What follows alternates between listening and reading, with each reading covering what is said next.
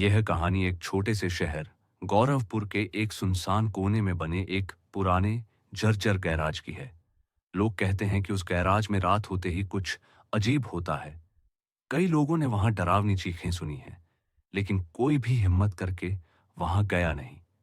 परंतु जब एक जिज्ञासु युवक अभय ने उस गैराज की सच्चाई जानने का फैसला किया, तब जो हुआ वह कल्पना से परे था।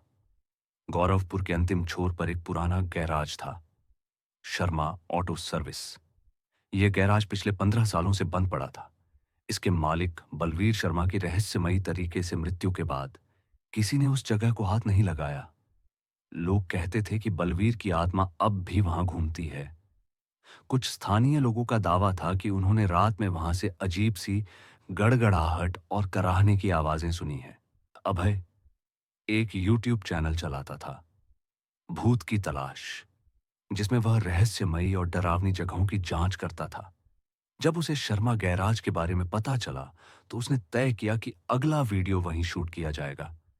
उसने अपने दोस्त विशाल और कैमरामैन सोनू को साथ लिया और तीनों रात को 11 बजे गैराज पहुंचे। गैराज का दरवाजा जंग खाया हुआ था, लेकिन धक्का देने पर धीरे धीरे चरमराता हुआ खुल गया।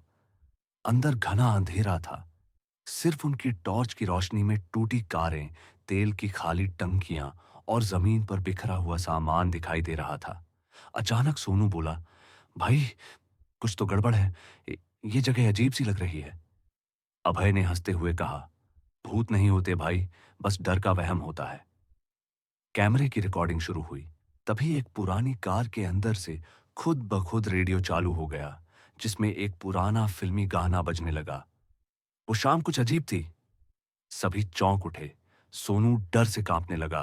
विशाल ने तुरंत रेडियो बंद किया, लेकिन जैसे ही उसने रेडियो को छुआ, उसे एक झटका लगा और वह जमीन पर गिर पड़ा। उसकी आंखें पलट गईं और वह बुदबुदाने लगा, बलवीर, बलवीर, मुझे मत मारो। जब अभय ने रिकॉर्डिंग की फुटेज देखी, तो कैमरे में एक काली परछाई बार बार विशाल के पीछे मंडरा रही थी, पर उस समय किसी को कुछ दिखाई नहीं दिया था। अभय को अब मामला गंभीर लगने लगा। वह जानता था कि अब पीछे हटने का कोई रास्ता नहीं है। उसे इस रहस्य को जानना ही था। गैराज के अंदर एक टूटी मेज की दराज से एक पुरानी फाइल मिली। उसमें बलवीर शर्मा की फोटो, कुछ अखबार की कतरने और एक अधूरी पुलिस रिपोर्ट थी। रिपोर्ट के अनुसार बलवीर की मौत आग में जलकर हुई थी, लेकिन शरीर का कुछ हिस्सा गायब था। कुछ लोग कहते थे कि वह आत्मा बन गया क्योंकि उसकी मौत अधूरी थी। फाइल के साथ एक नोट भी था, जो मेरे गैराज में आया वो मुझसे नहीं बचा। बलवीर शर्मा रात के 2 बजे। गैराज का तापमान अचानक गिरने लगा। हवा चलने लगी, लेकिन बाहर सब शांत था। तभी एक भारी आवाज आई, क्यों आए हो मेरी जगह? अभय ने चारों तरफ देखा, लेकिन कोई नजर नहीं आया। तभी विशाल, जो अब तक बेहोश था, उठ खड़ा हुआ। उसकी आवाज बदल गई थी, भारी और डरावनी। तुम लोग मुझे जलाकर चले गए, मेरी आत्मा को शांति नहीं मिली। अब मैं इस गैराज का रक्षक हूं, कोई बच नहीं सकता। यह स्पष्ट था, बलवीर की आत्मा विशाल के शरीर में प्रवेश कर चुकी थी। एक पुरानी कार जो कबाड़ में खड़ी थी, अचानक स्टार्ट हो गई और गड़गड़ाते हुए आगे बढ़ने लगी। टॉर्च की रोशनी में देखा तो कार के अंदर कोई नहीं था, लेकिन कार सीधी अभय की ओर आ रही थी।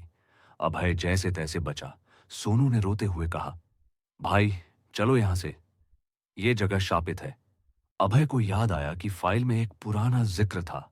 बलवीर की अधूरी अस्थियों को गैराज के पीछे स्थित पुराने कुएं में फेंका गया था।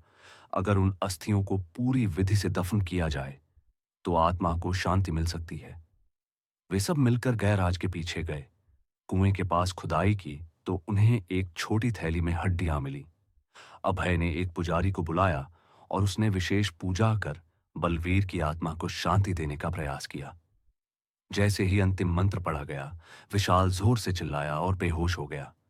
चारों तरफ अजीब सी रोशनी फैल गई, हवा रुक गई और एक सन्नाटा पसर गया।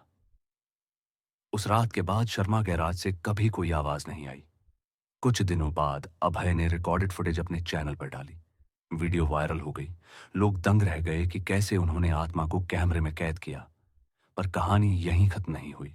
वीडियो के अंत में एक दृश्य अपने आप जुड़ गया था। एक चेहरा जो अभय का नहीं था, ना ही विशाल या सोनू का,